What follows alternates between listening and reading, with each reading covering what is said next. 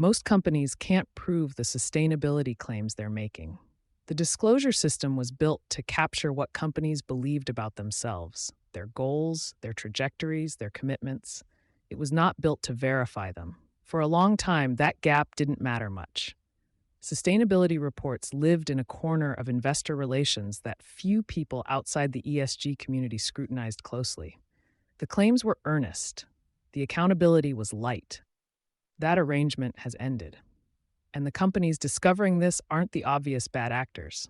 They're organizations with real sustainability programs, competent teams, and years of published reporting who are now being asked to prove what they said and finding that their data architecture wasn't built for that question.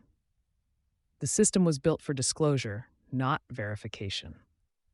A 2023 Google Cloud survey found that 59% of global executives admitted their companies have overstated or inaccurately represented their sustainability efforts. Furthermore, the report indicates nearly 75% of executives believe most organizations in their industry would be caught greenwashing if investigated thoroughly. Those numbers tend to get cited as evidence of bad behavior. Read them differently, and they describe something more structural. Companies were publishing claims in communications channels that ran ahead of the internal data systems meant to support them. The sustainability team knew what the company was trying to do.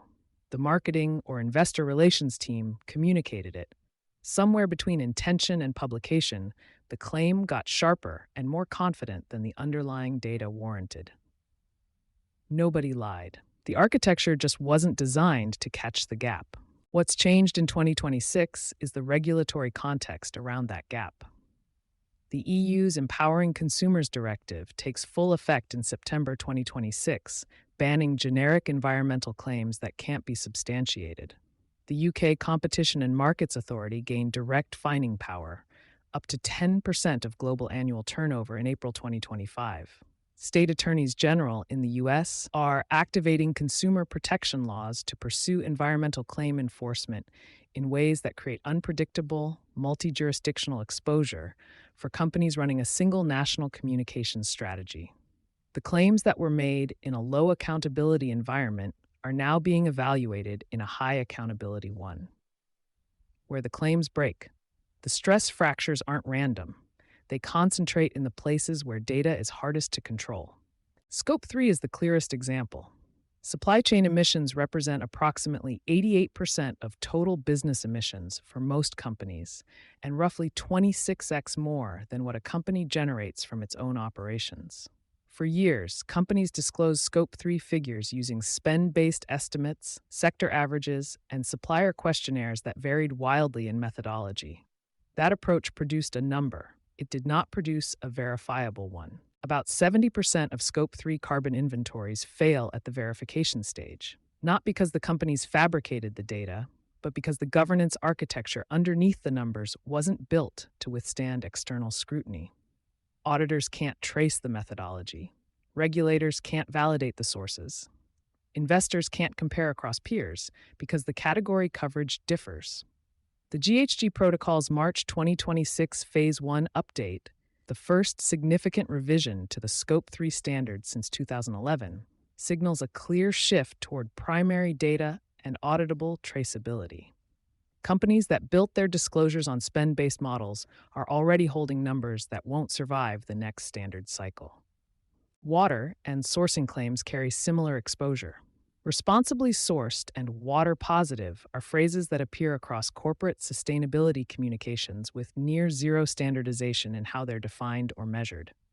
Land use claims, particularly in agriculture, timber, and consumer goods supply chains, are facing fresh scrutiny as TNFD-aligned disclosure expectations expand and litigation targeting false sustainability labeling grows more sophisticated. The common thread isn't the topic. It's the distance between the specificity of the claim and the precision of the data behind it. The legal and contractual exposure taking shape. The most common pattern in enforcement actions to date follows a clear sequence. A company publishes a claim about carbon neutrality, net zero progress, or sustainable sourcing. A regulator or plaintiff's counsel requests the underlying data. The company produces what it has: estimates, certifications of varying rigor, third-party assessments built on self-reported supplier inputs. The gap between that data and the specificity of the original claim becomes the center of the case, not the claim itself. The evidentiary distance between the claim and what can be verified. This is also showing up in contracts. Major buyers, particularly in retail, manufacturing, and financial services, are embedding sustainability verification requirements into supplier agreements. A company that has represented sustainability performance in a procurement relationship and cannot substantiate it when asked is now facing contractual exposure in addition to regulatory exposure. Why this is a board-level issue? The reason this problem doesn't resolve at the functional level is simple. Fixing it requires authority that crosses organizational lines.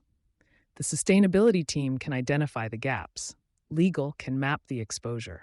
But closing the distance between what was claimed and what can be proven requires decisions that none of those teams can make alone. Communications policies need to change. And communications teams don't report to sustainability. Data systems need investment, and those decisions run through IT and finance. Supplier engagement standards need to be embedded in procurement contracts, and procurement operates on its own calendar and with its own priorities. Without executive mandate, the default is incremental.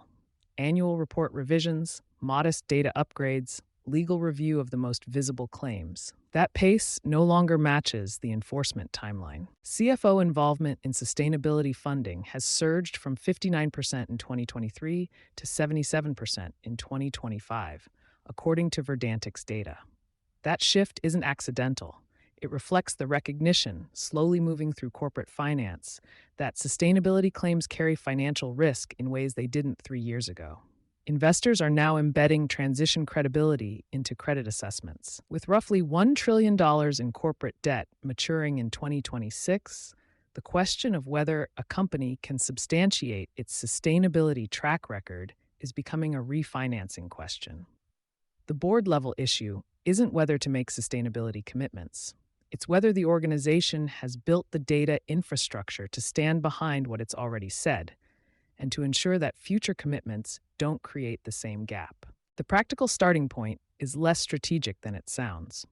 A cross-functional inventory of every environmental claim currently live in public-facing materials, alongside an honest assessment of what internal data exists to support each one. Not a theoretical exercise. The actual claims, pulled from actual materials, evaluated against what can actually be verified. For most companies, that exercise will produce a list of things that need to be corrected before someone else finds them first. You've been listening to Sustainability Soundbites by Environment and Energy Leader. For partnership opportunities, please reach out to our team.